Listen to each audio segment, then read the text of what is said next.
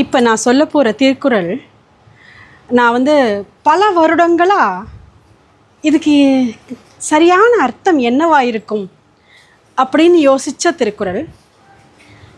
என்னுடைய வாழ்க்கை ஏதாவது ஒரு திருக்குறளை ஒட்டி நான் இந்த 50 வருஷம் வாழ்ந்திருக்கேன் அப்படின்னா அது இந்த திருக்குறளை சொல்லலாம். இது 7ஆவதோ 8ஆவதோ படிக்கிற ஸ்கூல் புக்கில் நான் படிக்கிறச்சே இருந்தது. எங்கள் டவுனே ஸ்கூலில் அப்போ என்னுடைய தமிழ் வாத்தியார் துரை சார். அவரோட முழு பேர்லாம் எனக்கு தெரியல, துரை சார்னு தான் சொல்லுவோம். அவர் எல்லா குழந்தைகளுக்கும் ஃபேவரட் டீச்சர். அது எதுக்காகன்னு நான் சொல்ல மாட்டேன், ஆனால் ரொம்ப நல்லவர், ரொம்ப சாதுவான டீச்சர், நல்லவர். அவர் ஒரே வரியில் என்ன சொன்னார்னா, இந்த குறளை சாமி தான் செய்யும்னு உட்கார்ந்துருக்காதீங்கடா, முயற்சி தான் மெய்வர்த்த கூலி தரும், நீங்களே பண்ணுங்க அப்படின்னு சொன்னார். ஏன்னா அவர் கடவுள் மறுப்பாளர் இயக்கத்தை சேர்ந்தவர். அது நான் ஆற்றுக்கு வந்ததுக்கப்புறம் ஆற்றுல இந்த திருக்குறளை சொல்லி, அப்போ சாமி எதுவும் செய்யாதா அப்படின்னு கேட்டேன். அது என்ன திருக்குறள்னா, தெய்வத்தான் ஆகாதெனினும் முயற்சி தன் மெய்வருத்த கூலி தரும். இது எனக்கு ஒரு அப்படியே டப்புன்னு உறைஞ்சி போன ஒரு திருக்குறள்னு சொல்லலாம். அப்போ சாமியாலே ஆகாததுன்னு ஒன்று இந்த உலகத்தில் உண்டா அப்படிங்கிறது என்னுடைய மிகப்பெரிய கேள்வி. ஆற்றுக்கு எங்கள் ஆற்றுல அத்தங்கா இருந்தால் அத்தங்காட்ட திருக்குறளை சொல்லி கேட்டப்போ, அத்தங்காங்கிறவா உலக பார்வைக்கு ஒரு பயங்கர அப்பாவி, இன்னோசன்ட்டு, ஒன்றும் தெரியாது. ஆனால் நம்ம குழந்தைகளாக நம்ம நிறைய கேள்விகள் கேட்கும் பொழுது எங்கள் அம்மாவுக்கு தெரியாத, எங்கள் அப்பாவுக்கு தெரியாத நிறையா கேள்விகளுக்கு விடை அவளுக்கு தான் தெரிஞ்சிருந்தது நன்னா சொல்லுவாள். எனிஹா அத்தங்க என்ன சொன்னா எங்களுக்குன்னா, தெய்வத்தாலே ஆகாதுன்னு ஒன்றுமே கிடையாது. ஆனால் நீ பண்ண கர்ம பலனுக்கு நீ அவனுக்கு கெடுதல் பண்ணியிருக்கியோன்னோ, அதனால் கர்மா உனக்கு இது வராதுன்னு இருந்தால் கூட நீ முயற்சி பண்ணு, அதுக்கான பலனையும் அதே பகவான் கொடுப்பார் அப்படின்னு தான் திருவள்ளுவர் சொல்கிறார் அப்படின்னு சொன்னான். இது எனக்கு புரிஞ்சுது. ஆனால் என்னோட லாஜிக்கல் பிரெயினு இதை ஒத்துக்க மாட்டேன்னு ரொம்ப படுத்தித்து. இல்லையே, எங்கேயோ இடிக்கிறதே அப்படின்னு. இது நிறைய விஷயங்கள், நிறைய இந்த அர்த்தமுள்ள இந்து மதம் கண்ணதாசன் ஐயாவோட புத்தகங்கள் படிக்கும்போது ஓரளவுக்கு புரிஞ்ச மாதிரி இருந்தது. சுவாமி விவேகானந்தருடைய கடிதங்கள்னு ஒரு புஸ்தகம் ராமகிருஷ்ண மடத்தில் கிடைக்கும். இதுக்கு டைரக்ட் ஆன்சர் அதில் இருக்கான்னா இல்லை, ஆனால் அந்த புத்தகம் படிக்கும் பொழுது இதற்கான தெளிவு எனக்குள் பிறந்ததுன்னு சொல்லலாம்.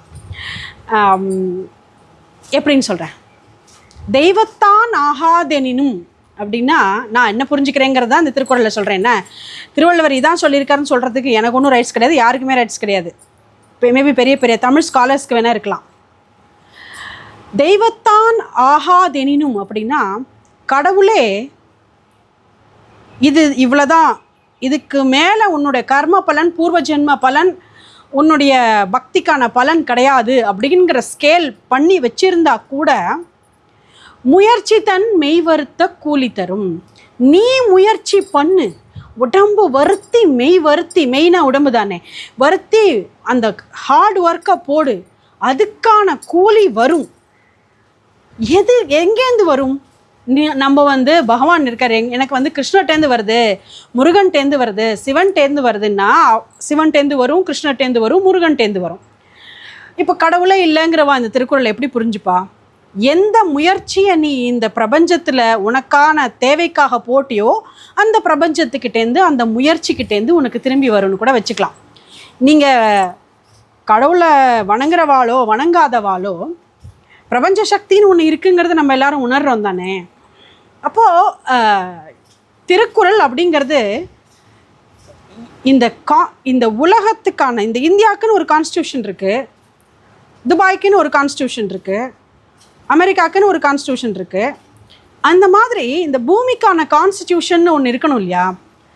என்னை பொறுத்த வரைக்கும் அதை கண்டுபிடிச்சி எழுதினவர் திருவள்ளுவர்னு எனக்கு தோணும்.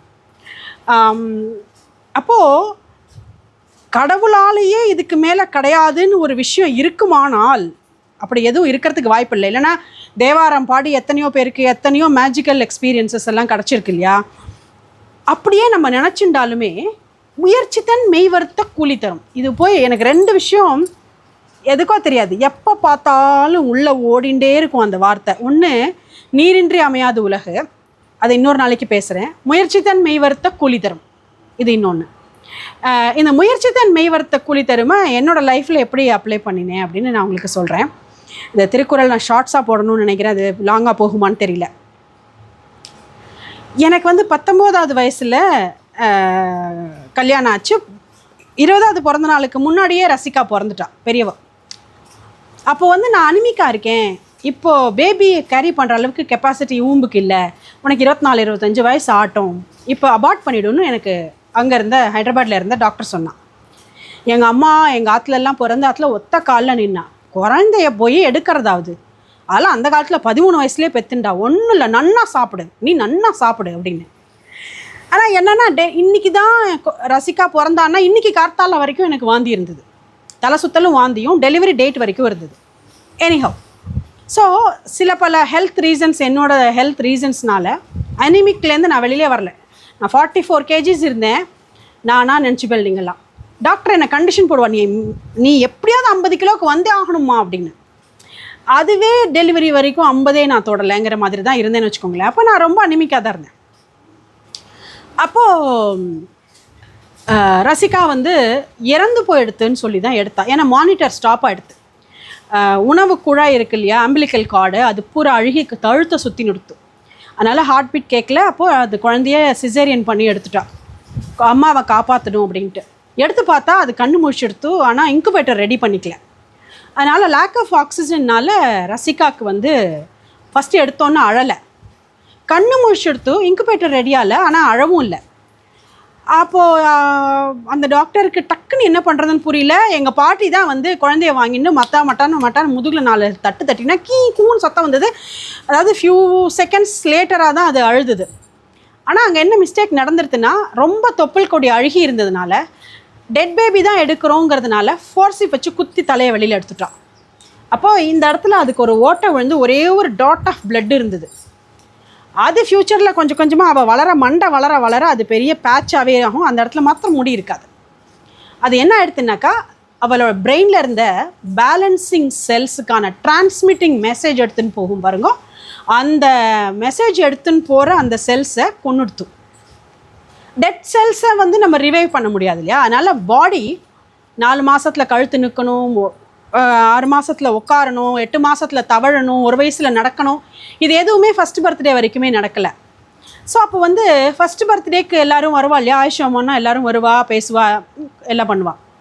வந்திருந்தப்போ பார்த்துட்டு காலை பார்த்தா போலியோ மாதிரியும் இல்லையே அப்படின்லாம் சொல்லி, அதுக்கப்புறம் நீ போய் இந்த நாடி ஜோசியம் பாரு, நீ போய் அந்த ஜோசிக்காரனை பாரு, நீ இதை பண்ணு, நீ அதை பண்ணு, அந்த மாதிரி நிறைய அட்வைஸ் பண்ணான்.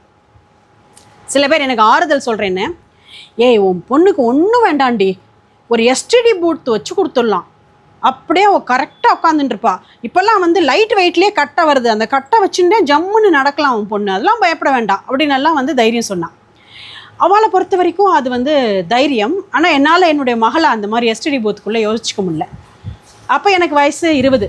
நான் 20 வயசில் சொன்னேன், என் பொண்ணு பெரியவளாகி 4 பேர் அந்த மாதிரி ஏதாவது ஒரு கைத்தொழிலோ இன்னொரு தொழிலோ செஞ்சு பிழைக்கிறதுக்கான வாழ்க்கையை அமைச்சு கொடுப்பா, நீங்கள் பார்த்துட்டே இருங்கோ அப்படின்னு நான் சொன்னேன். ஏன்னா எனக்கு அந்த தைரியம் இருந்தது, அந்த நம்பிக்கை இருந்தது. அப்போ மெடிக்கலி நம்ம எம்ஆர்ஐலேருந்து அப்போ எல்லாம் எடுத்து பார்த்தோம். அதுக்கப்புறம் தான் தெரிஞ்சது, இதுதான் இந்த செல்ஸ் தான் டெட்டாக இருக்குது. அதனால் வாழ்க்கை முழுக்க ஃபிசியோதெரப்பி, கிட்டத்தட்ட ஒரு 18-19 வருஷமாவது ஃபிசியோதெரப்பி பண்ணினா தான் கொஞ்சமாவது பேலன்சிங், அந்த செரிபெல்லம் டேக் ஓவர் பண்ணிட்டு அவளால் பேலன்சிங் பண்ணின்னு நடக்க முடியும் அப்படின்னு. இல்லைனா எல்லாமே கஷ்டம்தான், பெட்டடுனா இருக்கிற மாதிரி ஆகிடும்னு. ஸோ 1 year 3 monthsலேருந்து ஆரம்பித்து 8வது 9வது 10வது 12வது எல்லாத்துக்கு 12வதுக்கெல்லாம் பண்ண மாட்டேன்னு ஒரே அடம். பட் ஆனால் physiotherapy is a part of our life.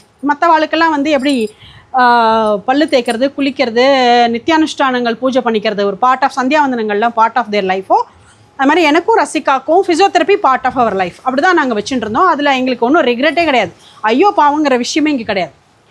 Okay, அப்போ நிறைய நாடி ஜோசியங்களில் மற்ற விஷயங்கள்லாம் பூர்வ ஜென்மத்தில் உங்கள் பொண்ணு இதை பண்ணியிருக்கா, அதுக்கான கர்ம பலன் தான் இப்போ அனுபவிக்கிறா, நீங்கள் அதுக்கு துணையாக இருந்தீங்க, அதுக்கான கர்ம பலன் தான் அவளுக்கு அம்மாவாக இருக்கீங்க, இந்த மாதிரி நிறையாலாம் சொன்னான்.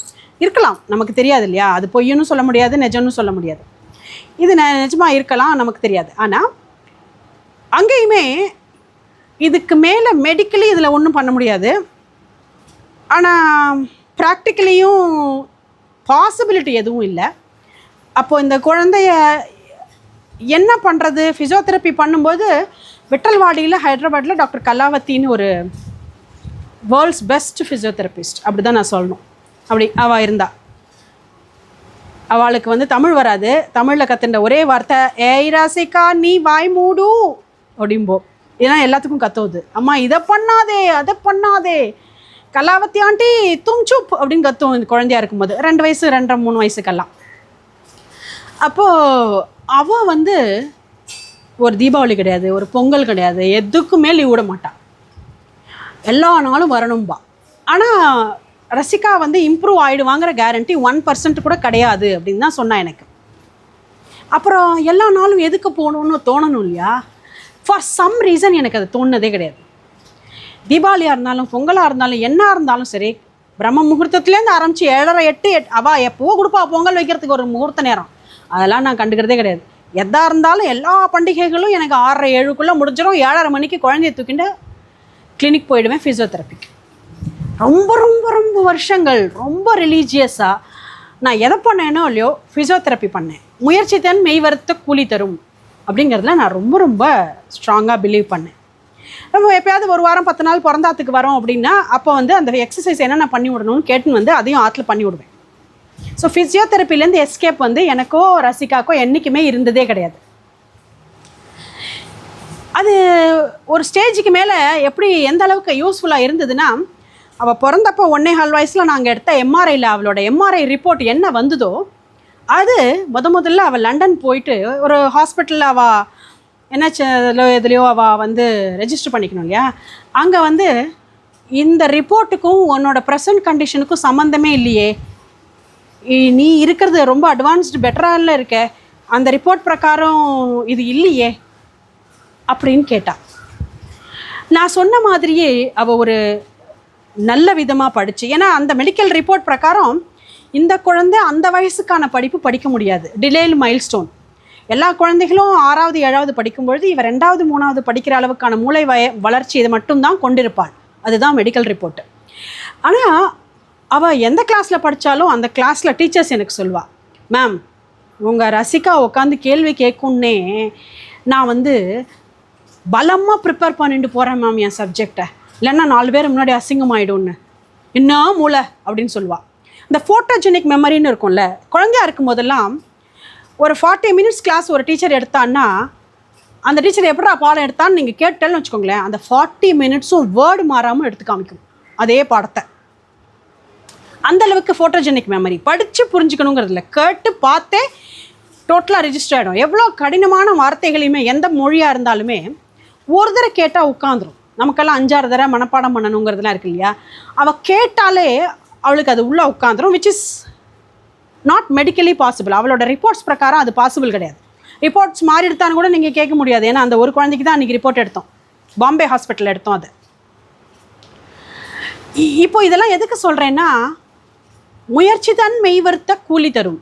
என்னுடைய முயற்சி என்னவாக இருந்ததுன்னா, என் குழந்தை இண்டிபெண்ட்டாக அவள் 4 பேர்கிட்ட உதவின்னு இல்லாமல் அவள் 4 பேருக்கு இந்த சொசைட்டியில் உதவி பண்ணுறவளா நிற்கணும் அப்படிங்கிறது தான் என்னுடைய வந்து தலையாய லட்சியமாக இருந்தது. அது ரசிகா எப்பயோ அடைஞ்சிட்டா. எங்கள் அப்பாவுடைய நினைவு நாளுக்கு லண்டனில் ஹோம்ஸில் அங்கே இருக்கிற இந்த ஹோம்ஸ்லலாம் போய் சாப்பாடு கொடுக்கறது, எங்கள் அம்மாவோட நினைவு நாளுக்கு கொடுக்கறது, என்னுடைய பிறந்த நாளைக்கு என்னோட கல்யாண நாளுக்கு எல்லாத்துக்கும் ஃபுட் டொனேஷன்லாம் அவ்வளோ பண்ணுறது. அது மாதிரி ஏஜ்டு பீப்புளுக்கு சர்வீஸ் பண்ணுறது. அவளுடைய profession in civil servant in UK, அவள் வந்து one of the chief secretaries ரேங்கில் இருக்காங்க.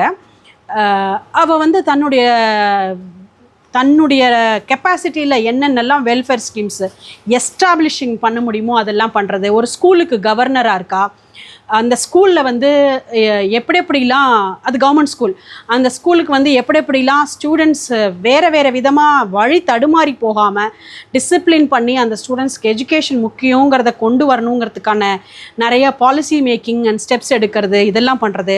ஒரு ஏரியாவுக்கு மேஜிஸ்ட்ரேட்டாக இருக்கா, ஸோ அங்கே இருக்கிற இஷ்யூஸ் கன்சர்ன்ஸு அந்த இஷ்யூஸை தீர்ப்பு சொல்கிறது, இது மாதிரிலாம் பார்த்துக்கிறா. So there are many things that she does, many feathers அப்படின்னு சொல்லலாம். எனக்கு ஒருத்தரையும் அம்மா இன்றைக்கி இந்த கேஸ் டீல் பண்ணேன், இன்றைக்கி ஸ்கூலில் வந்து இந்த இஷ்யூ ஆச்சு, நான் இதுக்கு இப்படி சொல்யூஷன் கொடுத்தேன், நீ என்ன நினைக்கிறேன் அப்படின்னு அந்த ஸ்கூல் இஷ்யூஸ் எல்லாம் என்கிட்ட டீட்டெயிலாக ஷேர் பண்ணும்போதெல்லாம் எனக்கு அப்போ இந்த திருக்குறள் கண்டிப்பாக ஞாபகம் வரும். ஜோசிக்காரெல்லாம் சொல்லிட்டா, பரிகாரங்கள்லாம் பண்ணாலும் பெருசாக இல்லைன்னு சொல்லிட்டா, கடவுளே வந்து நீ வந்து பூர்வ ஜென்ம பாவம் தான் சொல்லியிருக்காருன்னு தான் அந்த ஜோசியம்லாம் சொல்லிட்டு அப்போ இருந்த பார்த்த ஜோசிக்காரெல்லாம். ஆனால் எந்த கடவுளும் என்கிட்ட வந்து சொல்லலை, ஏன் நீ இது பூர்வ ஜென்மம் பண்ணினே அதனால் உனக்கு ஒன்றும் பலன் கிடையாதுன்னு.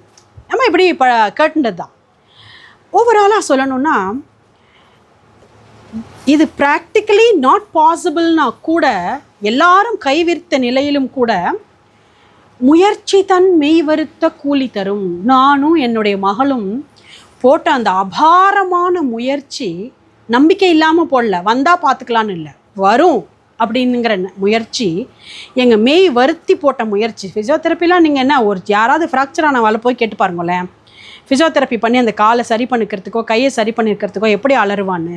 அந்த குழந்தை ஒரு 15, 18, 16 வருஷம் கண்டினியூஸாக ஃபிசியோதெரப்பி பண்ணிது. எப்படி ஒரு நாளும் அலறும். வலிங்கிறது ஒன்றும் இல்லாமல் இருக்காது இல்லையா. 10 வருஷமாக பண்ணுறோம், அதனால் வலிக்காதுங்கிறது கிடையாது. ஹாம்ஸ்ட்ரிங்ஸ் டைட்னஸ்ஸு, மசில் டைட்னஸ்ஸு எங்கே பார்த்தாலும் அப்படி தான் இருக்கும். ஸோ அந்த வலியில் அந்த குழந்தை தான் கத்தும். ராத்திரி ஐஸ் பேக் கொடுக்கணும், இல்லை ஹாட் பேக் கொடுக்கணும், இல்லைன்னா அந்த குழந்தைக்கு தூங்குறதும் கஷ்டம். So life was not rose bed. But at the same time ஐயோ பாவங்கிற நிலைமையில் அந்த குழந்தையும் இருந்ததில்லை, நானும் இருந்ததில்லை. நாங்கள் எப்போவுமே we feel pride and proud. நாங்கள் முயற்சி எடுக்கிறோம் இல்லையா, இது மெய் வருத்துறோம் இல்லையா, 2 பேருக்கும் உடம்பு வலியோடு தானே முயற்சி பண்ணுறோம். ஏன்னா அங்கே வந்து வெட்டல்வாடியில் நான் ஃபிசியோதெரப்பி பண்ணி விடணும், அங்கே டைரக்ஷன் கொடுப்பா டாக்டர் கலாவதி, அது பிரகாரம் நான் பண்ணணும்.